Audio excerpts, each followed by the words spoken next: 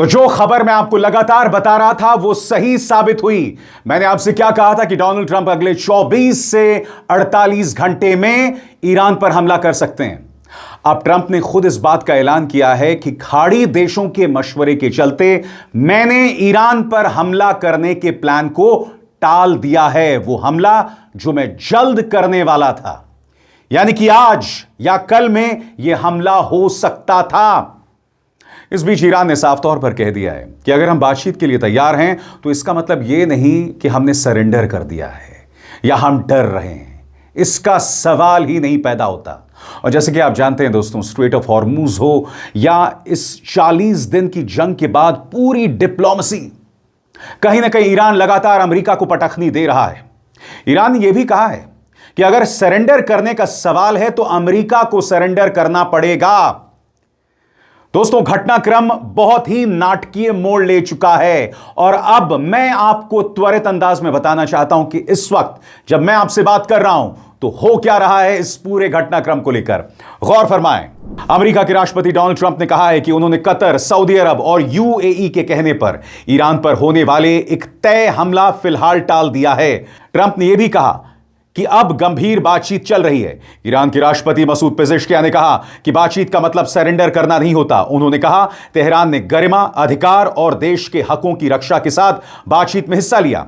Lebanon पर इस्राएल के घातक हमले जारी हैं। सोमवार को कम से कम 7 लोगों के मारे जाने की खबर है, जबकि इससे पहले अमेरिका की मध्यस्थता में, मीडिएशन में लेबनान और इस्राएल के बीच सीज फायर बढ़ाने पर सहमति बनी थी। मगर जाहिर सी बात है, वो डोनाल्ड ट्रंप जिन्होंने इस बात का ऐलान कर दिया था कि वो हमला करने वाले हैं, उन्होंने यू टर्न क्यों लिया?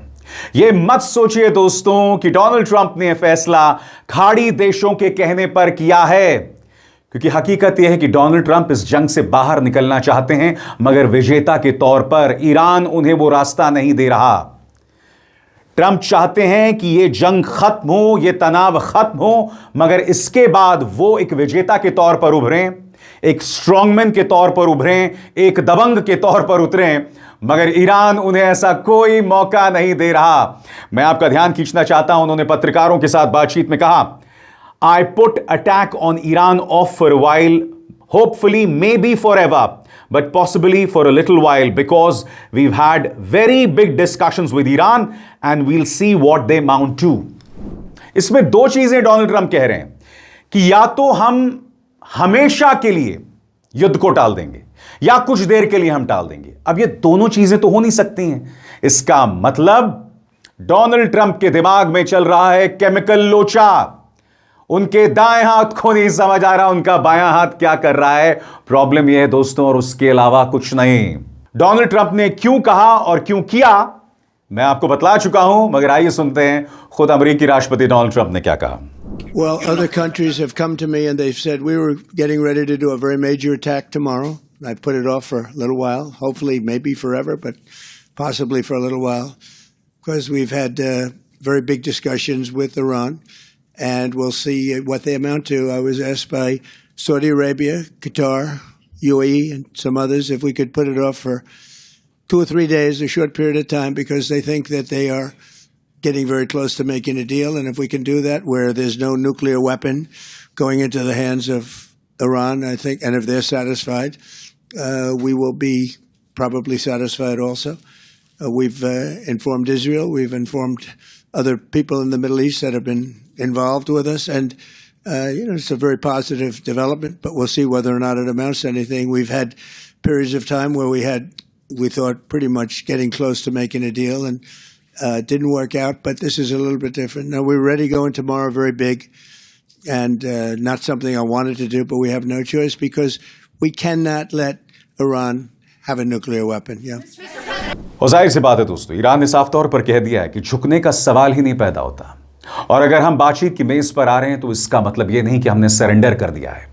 यानी कि कहीं ना कहीं ईरान पर भी यह दबाव है अपनी जनता को बताना कि अगर अब बातचीत शुरू होगी तो इसका मतलब यह नहीं कि हमने हथियार डाल दिए हैं। इसका मतलब क्या है? मसूद पेजेश्कियान जो कि बातचीत में शामिल हैं, उनका यह बयान बता रहा है कि आने वाले दिनों में अमेरिका और ईरान के बीच एक बार फिर या तो जेनेवा, ओमान या फिर पाकिस्तान में बातचीत हो सकती है। गौर फरमाइए मसूद पेजेश्कियां क्या कहते हैं। बातचीत का मतलब सरेंडर करना नहीं होता। इस्लामिक रिपब्लिक ऑफ ईरान गरिमा, अधिकार और देश के हकों की रक्षा के साथ बातचीत में शामिल होता है और किसी भी हालत में जनता और देश के कानूनी अधिकारों से पीछे नहीं हटेगा। हम पूरी ताकत और तर्क के साथ आखिर तक जनता की सेवा करेंगे और ईरान के हितों और सम्मान की रक्षा करेंगे। यह इस बात को कंफर्म कर रहा है दोस्तों कि अमेरिका और ईरान के बीच में अगले एक हफ्ते में बातचीत होने वाली है। वरना मसूद पेजेश्कियां ऐसा क्यों कहते कि बातचीत का मतलब सरेंडर नहीं होता। और उससे भी बड़ी बात दोस्तों, डोनाल्ड ट्रंप जिनके भाव में एक कंफ्यूजन है। एक तरफ वो ये कहते हैं हो सकता है कि हमने युद्ध विराम हमेशा के लिए कर दिया हो, हमेशा के लिए हमला टाल दिया हो, या हो सकता है कि अभी के लिए हमला टाल दिया हो। यह कंफ्यूजन भी बता रहा है कि अगले एक हफ्ते में बातचीत होनी है। मगर जाहिर सी बात है ईरान की कुछ शर्तें हैं और ये शर्तें विदेश मंत्रालय के प्रवक्ता इस्माइल बागई ने अपने मंच पर रखी। इस्माइल बागई क्या कह रहे हैं, गौर फरमाया जाए। बागई ने कहा कि ईरान की मांगों में विदेशों में फ्रीज की गई उनकी प्रॉपर्टीज को रिहा करना और सैंक्शंस हटाना शामिल है। उन्होंने कहा जो बातें उठाई गई हैं वो ईरान की मांगे हैं जिनका ईरानी बातचीत टीम ने हर दौर की बातचीत में मजबूती से बचाव किया है। ईरान ने युद्ध में हुए नुकसान का मुआवजा, ईरानी बंदरगाहों पर अमेरिकी नाकेबंदी खत्म करने और सभी मोर्चे पर लड़ाई रोकने की मांग की है। इसमें लेबनान भी शामिल है जहां सीजफायर के बावजूद इस्राएली सेना हमले और बमबारी जारी रखे हुए है। वहीं अमेरिका ने ईरान से उसका परमाणु कार्यक्रम खत्म करने और हॉर्मूज स्ट्रेट पर लगी प्रभावी नाकेबंदी हटाने को कहा है। युद्ध से पहले दुनिया के लगभग 20% कच्चे तेल और एलएनजी की सप्लाई इसी रास्ते से होती थी। ट्रंप ने वीकेंड पर ट्रूथ सोशल पर लिखा, ईरान के लिए घड़ी तेजी से चल रही है। उन्होंने कहा कि उन्हें जल्द कदम उठाना चाहिए वरना उनके पास कुछ नहीं बचेगा, समय बहुत अहम है। अब आप मुझे बताइए दोस्तों, एक तरफ डोनाल्ड ट्रंप कह रहे हैं कि हम सब कुछ बर्बाद कर देंगे, एक किस्म की जेनोसाइडल धमकी दे रहे हैं, और फिर कतर, यूएई और सऊदी अरब के कहने पर आपने हमला टाल दिया। आप यह भी बयान दे रहे कि हो सकता है कि हमने हमला हमेशा के लिए टाल दिया। यह बतला रहा है कि इस इंसान का कोई प्लान नहीं है। बहरहाल ट्रंप ने लंबा चौड़ा बयान अपने ट्रूथ प्लेटफॉर्म, अपने सोशल मीडिया प्लेटफॉर्म ट्रूथ पर जारी किया है और वो क्या कह रहे हैं मैं अब चाहता हूं आप उसके एक एक अल्फाज, एक एक लफ्ज पर गौर करें आपके स्क्रीन पर।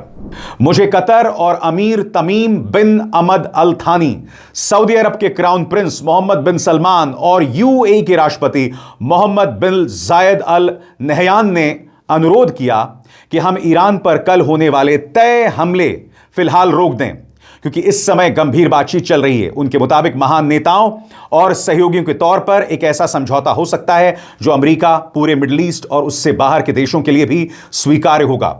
इस डील में सबसे अहम बात यह होगी कि ईरान के पास कोई परमाणु हथियार नहीं होगा। इन नेताओं के प्रति सम्मान रखते हुए मैंने युद्ध सचिव पीट हेग्सेथ, जॉइंट चीफ ऑफ स्टाफ के चेयरमैन जनरल डैनियल केन और अमेरिकी सेना को निर्देश दिया है कि कल ईरान पर तय हमला नहीं किया जाएगा। साथ ही उन्होंने यह भी कहा कि अगर कोई स्वीकार्य समझौता नहीं होता तो किसी भी समय ईरान पर बड़े पैमाने पर हमला करने के लिए पूरी तरह तैयार रहें। इस मामले पर ध्यान देने के लिए धन्यवाद राष्ट्रपति डोनाल्ड जे ट्रंप। यानी कि राष्ट्रपति ट्रंप ने कह दिया कि हमला यह आज होने वाला था। इसका मतलब जो बातचीत आपके सामने मैं अक्सर रखता हूं वो हवा हवाई नहीं होती दोस्तों, वो फैक्ट्स पर आधारित होती है। वो जो डिप्लोमेसी और जिस तरह की सामरिक सोच या स्ट्रैटेजिकल सोच दिखाई दे रही है दुनिया में, उसकी समझ पर आधारित होती है। उसकी समझ पर मेरे तमाम शोज बेस्ड होते हैं। और अब एक जरूरी संदेश, सच के इस सफर में मेरा साथी बनिए, मेरा चैनल ज्वाइन कीजिए और इनमें से एक विकल्प, एक ऑप्शन चुनिए। शुक्रिया। मगर ईरान बाकायदा बैलेंस के साथ आगे बढ़ रहा है, वो बातचीत के लिए तैयार है। और याद कीजिएगा क्या कहा था अब्बास अरागची ने। उन्होंने साफ तौर पर कह दिया था कि भाई हमारी कोई दिलचस्पी नहीं है न्यूक्लियर हथियारों में, क्योंकि हमारी न्यूक्लियर एनर्जी का मकसद उसका इस्तेमाल पीसफुल पर्पसेस के लिए है। अब डोनाल्ड ट्रंप के इस बयान में पूरी बात एक चीज पर आकर सिमट गई है कि ईरान के पास परमाणु हथियार नहीं होगा। यह बात तो ईरान पहले से कह रहा है। इसके लिए आपको 40 दिन की जंग शुरू करने की जरूरत नहीं थी। आपको याद है अब्बास अराक्ची ने क्या कहा था? वो सुनिए और इंतजार कीजिए, मैं आपको बताऊंगा कि किस तरह से अब ईरान कह रहा है कि सरेंडर तो अमेरिका करेगा। पहले सुनिए अब्बास अराक्ची ने क्या कहा था न्यूक्लियर हथियार पर। President Trump and President Xi Jinping of China met, and they issued a statement in which the Americans said that both China and America said that Iran cannot possess a nuclear weapon, and that both China and America agreed that the Strait of Hormuz should be open. What do you have to say to that? Well, we share the same opinion. Iran has never wanted nuclear weapon. And we have proved that when we signed the deal in 2015, and we have said times and again that we don't want nuclear weapon, and this is not our policy. We have a peaceful nuclear program, and we have always been ready to make confidence that this program is peaceful and will remain peaceful. On the Strait of Hormuz, this is also our wish that it would be fully reopened. As far as we are concerned, the Strait of Hormuz is open and all vessels can pass except the vessels belonged to those countries who are in war with us, who are fighting with us. Those vessels who want to pass should obviously coordinate with our military because of the mines and obstacles which exist. So we will guide them to pass, as we have done for a number of Indian vessels, and we help them to pass. The safe passage of all vessels is our policy and in our interest, and we are ready to help those who want to pass safely and securely. दोस्तों, आपके screen पर यह है supreme leader Khamenei के सलाहकार। Press television क्या कह रहा है? Iranian nation and armed forces will force US retreat and surrender, leaders advisor. यह है मोहसिन रजाई। मोहसिन रजाई कह रहे हैं कि आखिरकार अमेरिका को सरेंडर करना पड़ेगा और रिट्रीट करना पड़ेगा, यानी कि रण छोड़कर भागना पड़ेगा। प्रेस टेलीविजन में उन्होंने क्या कहा है, गौर फरमाइए। इस्लामिक क्रांति के नेता आयतुल्लाह सैयद मुश्तबा खामेनी के वरिष्ठ सलाहकार मोहसिन रजाई ने कहा है कि ईरान की ताकतवर सेना और दृढ़ ईरानी जनता के लोहे जैसी मुट्ठी अमेरिका को पीछे हटने और सरेंडर करने पर मजबूर कर देगी। सोमवार रात एक्स पर पोस्ट करते हुए IRGC के पूर्व कमांडर मोहसिन रजाई ने अमेरिका के डगमगाते और कायराना रवैये का मजाक उड़ाया। रजाई ने कहा कि अमेरिकी राष्ट्रपति डोनाल्ड ट्रंप पहले सैन्य हमले की डेडलाइन तय करते हैं और फिर खुद ही उसे रद्द कर देते हैं, सिर्फ इस बेकार की उम्मीद में कि ईरानी जनता और अधिकारी सरेंडर कर देंगे। उन्होंने आगे कहा, ताकतवर सेना और महान ईरानी जनता की लोहे जैसी मुट्ठी उन्हें पीछे हटने और सरेंडर करने पर मजबूर कर देगी। यानी कि सरेंडर तो अमेरिका करेगा और यह बात तय भी है। दोस्तों, हकीकत यह है दोस्तों, सरेंडर का मतलब यह नहीं कि आप वापस चले जाएं। सरेंडर का मतलब यह भी है कि डिप्लोमैटिकली अमेरिका हर गुजरते लम्हे के साथ अलग थलग पड़ता जा रहा है। ईरान का कुनबा, उसका परिवार बढ़ रहा है। स्पेन ने, याद कीजिएगा, अपना दूतावास युद्ध खत्म होते ही तुरंत शुरू कर दिया था। वो स्पेन जो नेटो का हिस्सा है। अब इटली से लेकर ब्रिटेन सब अमेरिका को लाल आंख दिखा रहे हैं और ईरान ने साफ तौर पर कह दिया है कि एनी मिस एडवेंचर और हम उसका करारा जवाब देंगे। प्रेस टेलीविजन की रिपोर्ट, senior Iranian commander, any aggression by US और allies will be met with overwhelming force.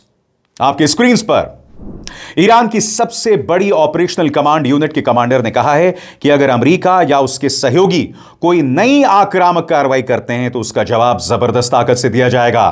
उन्होंने कहा कि इस्लामिक रिपब्लिक पहले से ही ज्यादा मजबूत और अपनी संप्रभुता की, यानी अपनी इंटेग्रिटी की रक्षा करने के लिए पूरी तरह तैयार है। सोमवार रात जारी बयान में खातम अल अनबिया मुख्यालय के commander major general Ali Abdollahi ने कहा कि इस्लामिक रिपब्लिक और उसकी जंग में तपकर मजबूत हुई सेना इतिहास में पहले से कहीं ज्यादा तैयार और ताकतवर है। उन्होंने कहा कि सैनिक ट्रिगर पर उंगलियां रखे देश की रक्षा के लिए पूरी तरह तैयार खड़े हैं। कमांडर ने कहा, हम अमेरिका और उसके सहयोगियों को चेतावनी देते हैं, कोई नई रणनीतिक गलती, कोई स्ट्रैटेजिक गलती या गलत आकलन मत करना। उन्होंने कहा, दुश्मन को यह समझ लेना चाहिए कि अगर दोबारा हमला या आक्रमण हुआ तो उसका जवाब तेज, डिसाइसिव, पावरफुल और बहुत एक्सटेंसिव होगा, व्यापक होगा। उन्होंने कहा कि अमेरिका और ज़ायनी दुश्मन बार बार ईरानी जनता के साहस और उसकी ताकतवर सेना को परख चुके हैं, लेकिन हर बार उन्हें कड़ा सबक मिला है। कमांडर ने जोर देकर कहा, ईश्वरीय संकल्प और दृढ़ता के साथ हमने साबित किया है कि हम युद्ध के मैदान में दुश्मनों को अपनी ताकत और क्षमता दिखाएंगे। उन्होंने चेतावनी दी कि अगर दुश्मन ने फिर कोई गलती की तो ईरान 40 दिन के थोपे हुए युद्ध से भी ज्यादा ताकत और क्षमता के साथ जवाब देगा। अंत में उन्होंने कहा, हम ईरानी जनता के अधिकारों की रक्षा अपनी ताकत से करेंगे और किसी भी हमलावर का हाथ काट देंगे। अब आप मुझे बताइए दोस्तों, क्या ये शब्द एक ऐसे देश के हैं जो डरा हुआ है? देखिए, ईरान ने इस जंग की तैयारी आज से नहीं 2003 से की हुई है। याद कीजिएगा, जब 9/11 का हमला हुआ था और सद्दाम हुसैन का तख्ता पलट हुआ था और फिर उन्हें फांसी चढ़ाई गई थी, उसके 1-2 साल बाद ईरान ने प्लानिंग शुरू की।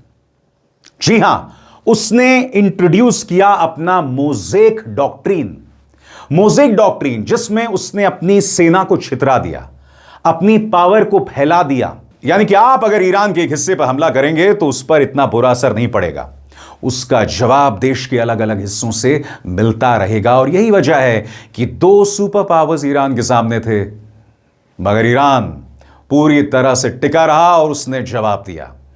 बहरहाल, अब डोनाल्ड ट्रंप के इस बयान के बाद और यह बात की खाड़ी देश कोशिश कर रहे हैं, जब तक नेतन्याहू कोई गड़बड़ी ना करें, कोई खुराफात ना करें, तब तक मुझे लग रहा है अब यह मामला शांति की ओर बढ़ता हुआ दिखाई दे रहा है। मगर जैसे मैंने कहा ना दोस्तों, ट्रंप और नेतन्याहू पर विश्वास नहीं किया जा सकता। मैं बार बार कहता रहता हूं कि इनके दाएं हाथ को नहीं पता इनका बायां हाथ क्या कर रहा है। ये दोनों निहायत ही इनसिक्योर हैं, असुरक्षित हैं। इन्हें लग रहा है कि ताकत हाथ से जा सकती है, इनके सामने चुनाव है जो इन्हें जीतने हैं, और यही वजह है कि ये लोग ऐसी हरकत कर रहे हैं। अब इसार शर्मा को दीजिए इजाजत। नमस्कार।